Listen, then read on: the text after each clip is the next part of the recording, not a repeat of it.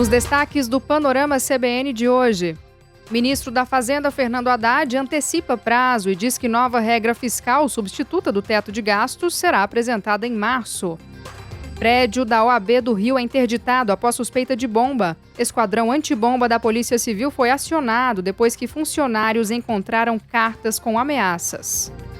Nova operação contra o garimpo ilegal mira grupo suspeito de movimentar mais de 4 bilhões de reais. Mandados foram cumpridos em 6 estados e no Distrito Federal. O ouro extraído de forma ilegal da Amazônia era enviado para o exterior.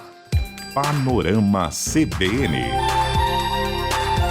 Olá, seja muito bem-vindo, muito bem-vinda a mais uma edição do Panorama CBN, edição da noite desta quarta-feira, dia 15 de fevereiro de 2023. Eu sou Bárbara Falcão e vou te contar em menos de meia hora todas as principais notícias que movimentaram o dia de hoje. Mais uma vez, começamos este podcast com um noticiário econômico. A grande novidade do dia é que foi antecipado mais uma vez o prazo para a apresentação do novo arcabouço fiscal que vai substituir o teto de gastos. Inicialmente, essa nova regra fiscal seria apresentada até agosto. Recentemente, Fernando Haddad antecipou o prazo para abril, mas agora antecipou novamente, dizendo que a apresentação do projeto será no mês que vem, em março. Esse anúncio foi feito hoje em um evento em São Paulo. O ministro da Fazenda disse que foi alertado pela ministra do Planejamento, Simone Tebet, e pelo vice-presidente Geraldo Alckmin sobre a necessidade de mais tempo para que o Congresso possa discutir o projeto. Tebet e Alckmin lembraram também que a Lei de Diretrizes Orçamentárias será apresentada em abril no Congresso, o que faria com que os dois projetos fossem discutidos ao mesmo tempo. Haddad disse que desde que assumiu o Ministério da Fazenda está estudando regras fiscais de diversos países e que nenhum deles trabalha com teto de gastos. O ministro defendeu a necessidade de normas fiscais exigentes, mas em uma crítica ao teto de gastos, disse que essas normas precisam ser alcançáveis, precisam ser realistas, caso contrário, levam à perda de credibilidade. Eu sou a favor de metas exigentes. Porque senão você não trabalha. Então tem que ser demandante, tem que ser rigoroso, tem que ser exigente. Mas tem que ser, assim, um ser humano tem que conseguir fazer aquilo. Um ser humano consegue fazer o que você está pedindo? Consegue, então põe. Quando você começa a projetar cenários irrealistas, você vai perdendo credibilidade, você vai perdendo interlocução, as pessoas não vão mais acreditar em você. Em um recado ao presidente do Banco Central, Roberto Campos Neto, e às políticas de juros que a entidade vem adotando, Haddad disse que o mercado reavaliou o cenário para a inflação maior e juros em patamar ainda elevado nos próximos anos, em função até mesmo do embate entre o governo e o Banco Central. Ele disse que espera que o banco não tome decisões com base em ruídos. Eu acho que a situação hoje é melhor do que a de um mês atrás, embora as expectativas estejam muito contaminadas por esse ruído todo. Eu sei que está. E lamento que esteja, e mais do que lamentar que esteja, eu lamento ainda se a autoridade monetária se deixar levar por isso. Não é esse o papel, de se levar a deixar por ruído. Ainda sobre juros, o ministro citou o caso das Americanas. Segundo ele, embora existam indícios de fraude para o prejuízo da companhia, a alta taxa de juros pode gerar situações semelhantes em outras empresas que, mesmo com as contas em dia, podem não suportar a alta taxa de juros. Você podia rolar mais 3, 4 anos aquela bagunça lá, em algum momento ia se perceber, mas podia rolar. De repente a taxa vai de 2 para quase 14, o corpo boia, né? O cadáver que estava lá no fundo do mar sobe e aí fica tudo exposto. Mas eu me pergunto, agora foi um problema de fraude, mas e daqui 1 mês, daqui 2 meses, daqui 6 meses? Será que aquele que se comportou bonitinho, né, pagou seus fornecedores, registrou suas dívidas, será que ele vai suportar isso? E aproveitando esse gancho sobre as Americanas, o BNDES avalia lançar uma linha de crédito para fornecedores do grupo. O objetivo é amortizar o impacto da crise na rede varejista. Em entrevista ao jornal Valor Econômico, o presidente do banco, Aloysio Mercadante, disse que a questão é discutida com o Ministério da Fazenda. A empresa entrou em recuperação judicial depois de anunciar uma dívida superior a 40 bilhões de reais e um rombo de 20 bilhões. Bom, de volta às declarações do dia, quem também participou do mesmo evento em São Paulo, mesmo evento que Fernando Haddad, e deu declarações importantes sobre as medidas econômicas do governo, foi o presidente da Câmara, Arthur Lira. Nós sabemos que as duas grandes prioridades desse primeiro ano são a aprovação da nova regra fiscal e também da reforma tributária. Lira disse que toda a sua energia estará focada no passo a passo da reforma tributária no Congresso. E apesar de defender que a reforma deve sair ainda este ano, disse que não é possível dar um prazo para as discussões. Discussão vai haver, dificuldade vai haver. É um tema que pulsa e que cada um tem a sua reforma tributária própria. Nós vamos tentar fazer uma reforma tributária possível nesse momento, passo a passo. O que nós conseguirmos avançar para desburocratizar, para simplificar, para dar mais segurança jurídica, para tentar chegar num modelo mais econômico para as empresas, nós vamos tentar fazer. Não tenho dúvidas que faremos muito esforço, sem prazo. O grupo de trabalho está criado, as conversas vão ser iniciadas para que a gente possa, tão logo com todas as contribuições do mercado, das empresas, dos setores, dos estados, municípios grandes, a gente possa fazer essa discussão e levar ao plenário da votação, se possível, ainda nesse primeiro semestre.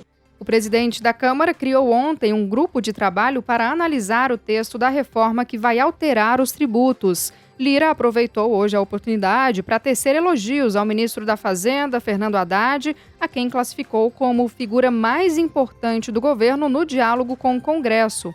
Ele disse ainda que todas as conversas de Haddad com o Congresso têm como foco a reforma tributária. Perguntado sobre o temor do mercado com a possível revogação de algumas medidas, como a autonomia do Banco Central e a privatização da Eletrobras, o presidente da Câmara disse que antes de falar do que se deve desmanchar, é preciso ter foco no que se deve construir. Quando a gente fala da independência do Banco Central, quando a gente fala da privatização da Eletrobras, quando a gente fala de mudanças que podem haver ou não, de sugestões de reforma trabalhista, não pode ser pretensão minha e nem seria nunca.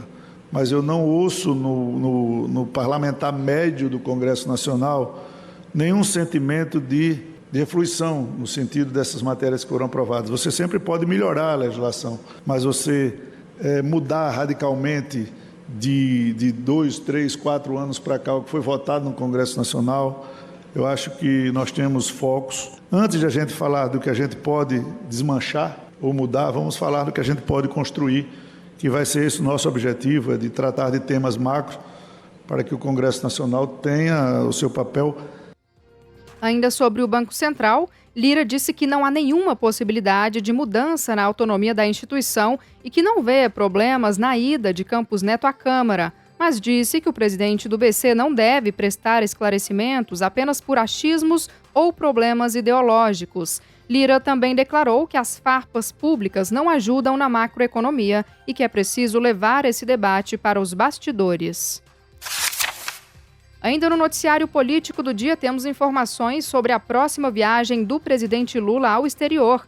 Ele vai à China no mês que vem. Ainda não há uma data certa para essa viagem, mas uma reunião preparatória já foi feita hoje no Itamaraty com a Comissão Sino-Brasileira, que trata justamente do diálogo entre os dois países. O vice-presidente Geraldo Alckmin disse que essa viagem vai servir para que o Brasil possa buscar investimentos em áreas como energia renovável, infraestrutura e educação.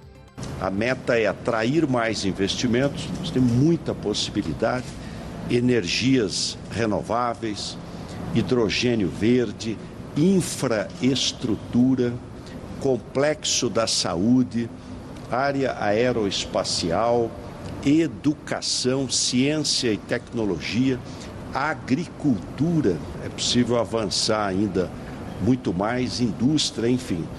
Turismo, não tem uma área que não possa ser implementada um aumento, diversificação do comércio bilateral. A China é o principal parceiro comercial do Brasil. Segundo Alckmin, o comércio bilateral envolve cerca de 150 bilhões de dólares. Atualmente, ainda conforme o vice-presidente, existem 70 bilhões de dólares em investimentos chineses no Brasil. E para finalizar essa página de governo federal, eu te conto ainda que o presidente Lula afirmou que vai anunciar na próxima semana um novo Bolsa Família. o programa social deverá retornar com a previsão de pagamento mínimo de R$ 600 por família, mais um adicional de R$ 150 por criança de até 6 anos. O presidente ainda não deu detalhes sobre a retomada do Bolsa Família. No começo da semana, o ministro Wellington Dias, do Desenvolvimento Social, comentou que o programa já está pronto para a avaliação de Lula. Uma notícia agora que chega de São Paulo. O governador de São Paulo, Tarcísio de Freitas, sancionou a lei que proíbe a exigência do comprovante de vacinação contra a Covid-19 para ter acesso aos locais públicos e privados do estado. Alguns locais em São Paulo, como teatros e museus, ainda estavam exigindo o comprovante da vacinação contra a Covid-19 e agora não podem mais exigir. Mas apesar dessa decisão, Tarcísio vetou trechos importantes e bastante polêmicos dessa lei, como, por exemplo, os artigos que proibiam a exigência do comprovante de vacinação para ocupar cargos públicos ou para ingressos em escolas públicas ou privadas, ou seja, continua sendo obrigatório o comprovante de vacinação. Outro artigo que foi vetado pelo governador foi o que dizia que compete exclusivamente às famílias decidir se vacinarão seus filhos menores de idade contra a Covid-19, cabendo aos órgãos competentes prestar todas as informações relativas a reações adversas. O governador se pronunciou sobre a lei por meio das redes sociais. Ao anunciar a sanção, ele reforçou que tomou a vacina, defendendo sua importância e defendendo também a liberdade das pessoas. Tarcísio disse que vai reforçar as campanhas de conscientização e garantir que as doses sejam disponibilizadas a todos. Felizmente, a situação da Covid está bem mais controlada agora, né? Inclusive, neste fim de semana, foi a primeira vez em que o Brasil ficou 24 horas sem registro de mortes pela doença desde o início da pandemia, uma notícia a se comemorar.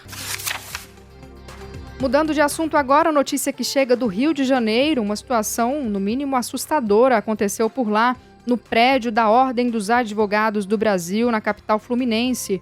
O local precisou ser esvaziado por causa de uma ameaça de bomba no fim da manhã de hoje. O policiamento foi intensificado no entorno do prédio e equipes da Polícia Civil com cães farejadores fizeram uma varredura. 2 cartas foram encontradas, uma delas no banheiro do 7º andar e a outra em um dos elevadores. As 2 continham informações de que uma bomba estava programada para explodir hoje e que, portanto, o prédio precisava ser esvaziado de forma imediata. O presidente da OAB do Rio, Luciano Bandeira, disse que solicitou que todos saíssem imediatamente do prédio e que acionou o esquadrão antibombas da Polícia Civil. Estamos com a cerimônia da entrega das carteiras dos novos advogados, eram 60 novos advogados e advogadas, com os familiares no auditório. Nós tínhamos em torno de 200 pessoas no auditório da OAB e no meio da cerimônia encontraram em 2 lugares diferentes da ordem cartas anônimas com essa ameaça de bomba. Então a cautela e o procedimento indicou que esvaziássemos o prédio, interrompemos a cerimônia, esvaziamos o prédio e agora o esquadrão antibomba já está fazendo a varredura de andar por andar para descobrir se é só uma ameaça ou existia mesmo uma bomba. No momento da descoberta da carta, segundo advogados, acontecia uma solenidade para a entrega de carteiras de novos advogados. E aí só no plenário do prédio estavam cerca de 250 pessoas. As atividades foram suspensas por volta de meio-dia, mas já temos a informação de que nada foi encontrado no prédio e de que a rua do local já foi liberada. E tem mais operação contra o garimpo ilegal da terra indígena Yanomami. Dessa vez, a Polícia Federal cumpriu 3 mandados de prisão e 27 de busca e apreensão em 7 estados e no Distrito Federal. O alvo é uma quadrilha de contrabando de ouro extraído de garimpos ilegais da região amazônica. O inquérito policial que deu origem à operação começou em 2021, a partir de informações da Receita Federal que apontavam a existência de uma organização criminosa voltada para o esquentamento de ouro obtido de maneira ilegal. Esse esquentamento, esse processo, é quando o ouro extraído de maneira ilegal entra no mercado nacional e internacional como legal. O objetivo da operação foi ampliar o volume de provas para desmontar o esquema criminoso e combater, então, esse garimpo clandestino, especialmente na região de Itaituba, no Pará. A Justiça bloqueou R$ 2 bilhões dos suspeitos. Uma empresa sediada nos Estados Unidos seria a principal responsável pela exportação do produto, segundo a PF. O nome dessa companhia não foi divulgado e o produto era vendido para a Itália, Suíça, Hong Kong e Emirados Árabes Unidos, entre outros países. O delegado da Polícia Federal em Santarém, no oeste do Pará, Vinícius Serpa, explicou os detalhes desse esquema. Uma organização criminosa em um formato triangular, na verdade, né? Empresas de baixo escalão, né, digamos assim, as empresas menores, elas recebiam notas fiscais, elas recebiam um ouro ilegal, notas fiscais ilegais, emitiam novas notas fiscais a partir desse recebimento, dando uma aparência de legalidade ao ouro, e então repassava esse ouro para empresas maiores que estão no topo do triângulo da exportação. Todo o esquema criminoso, ele culmina numa única empresa exportadora. E além do mais, não só o nosso grande bem, boa parte do bem, né, está saindo de forma ilegal, como está havendo lavagem de capitais na hora de sair do país. Segundo a polícia, desde o início de 2020 até o final de 2022, as emissões de notas fiscais eletrônicas fraudulentas teriam sido superiores a 4 bilhões de reais, correspondendo a aproximadamente 13 toneladas de ouro ilícito. E quem voltou a se pronunciar hoje sobre o garimpo ilegal foi o ministro da Justiça, o Flávio Dino.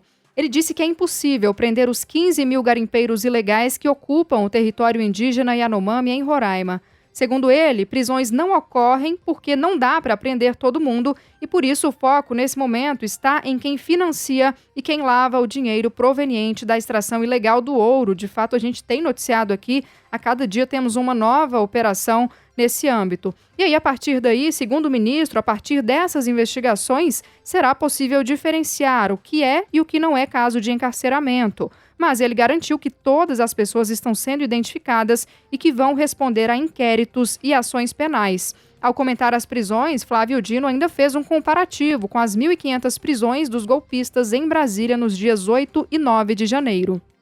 Foi uma operação difícil, prender 1.500 pessoas, a maior prisão em flagrante da história do direito brasileiro. E lavrar os autos de prisão em flagrante e depois fazer audiências de custódia. Foi necessário mobilizar 40 juízes para fazer um mutirão de audiências de custódia. Então, quando nós enfrentamos essa situação do garimpo ilegal nas terras indígenas de modo geral, o que nós estamos fazendo? Nós estamos olhando a montante e a jusante. Nós estamos olhando a montante, quem financia, quem banca, e a jusante, quem lava, são empresas.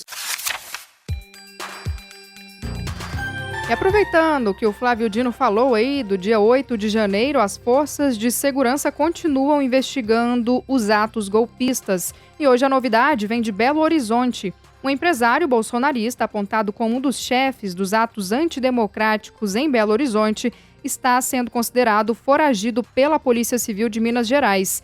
Esdras Jonatas dos Santos foi alvo de um mandado de prisão por suspeita de envolvimento na agressão de pelo menos 10 jornalistas nos dias 5 e 6 de janeiro deste ano.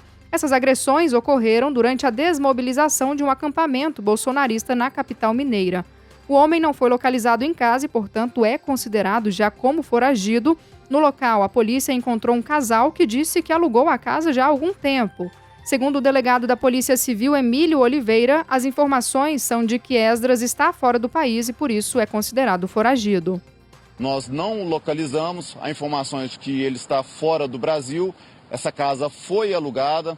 Nós encontramos aí moradores, um casal de moradores que, ao que parece, não tem nenhuma relação com o alvo do nosso mandado. Sim, apenas o Esdras tinha mandado de prisão em aberto. Sim, ao que parece, ele está fora do Brasil. A gente está confirmando, checando essas informações e averiguando mais profundamente se essa informação é confirmada. Bom, o advogado de Esdras confirmou que, de fato, ele está fora do país. Disse que ele saiu do Brasil no início do ano, antes de ter o passaporte cancelado pelo Supremo Tribunal Federal. Ele que é um empresário do ramo têxtil e de vestuário e que ficou conhecido ao aparecer em imagens que viralizaram na internet, chorando e tentando evitar o desmonte do acampamento bolsonarista em BH. Ainda sobre o 8 de janeiro, eu te conto que equipes da Polícia Federal estão trabalhando para descobrir qual impressora foi utilizada para imprimir a minuta do golpe. Lembra aquele documento encontrado na casa do ex-secretário de Segurança Anderson Torres? com um plano aí de golpe, um plano para subverter o resultado das eleições? Fontes com acesso à investigação afirmaram ao G1 que os peritos cogitam usar uma técnica que permite apontar de qual impressora saiu o documento. E aí, se essa técnica funcionar, a PF vai conseguir dizer qual é o modelo do equipamento e onde ele está instalado, inclusive dizer se o documento foi gestado em algum órgão público. E uma última informação sobre o tema: o TikTok informou hoje que derrubou mais de 10.400 vídeos com teor golpista e que incitavam a violência, o terrorismo e a desinformação durante o ataque às sedes dos 3 poderes em 8 de janeiro e também nos dias posteriores. Até agora, é a única rede social que divulgou dados internos sobre o tema. O documento foi enviado ao STF e o TikTok confirmou que recebeu do TSE, entre dezembro e hoje, quase 130 links para análise e que mais de 80% do material foi removido.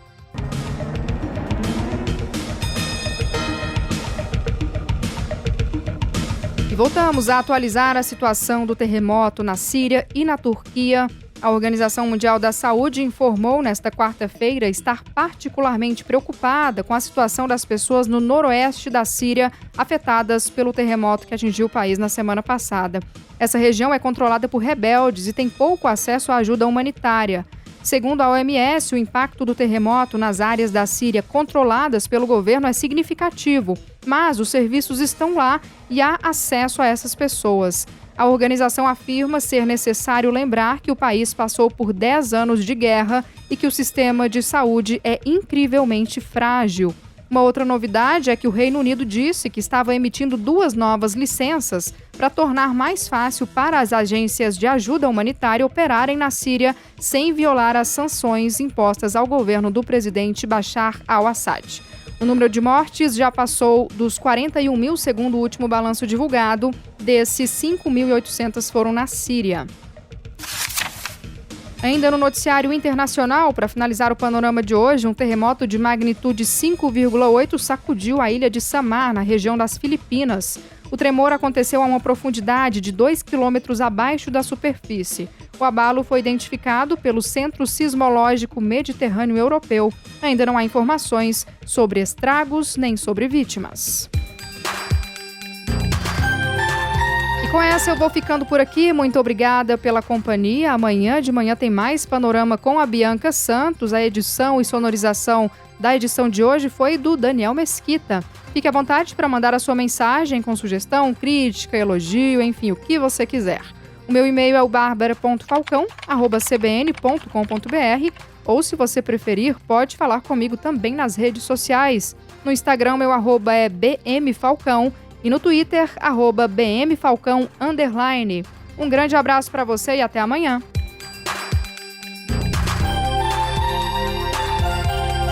Panorama CBN.